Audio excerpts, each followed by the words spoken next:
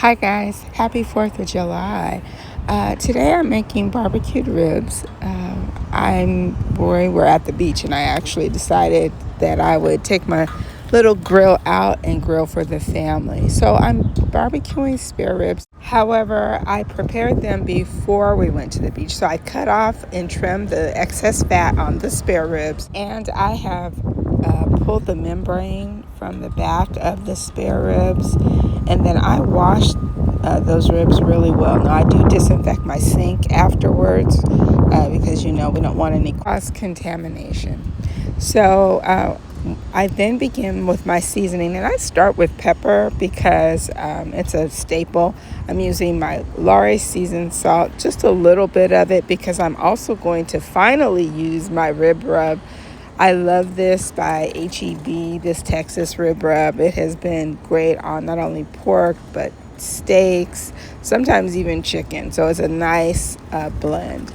I'm using minced garlic as well, in addition to whole garlic that I'm gonna, or whole garlic cloves that I'm gonna chop up. So I've added all of these ingredients to a plastic bag with my seasoned ribs, and once I have the garlic in there, minced and fresh, I'm gonna add liquid smoke.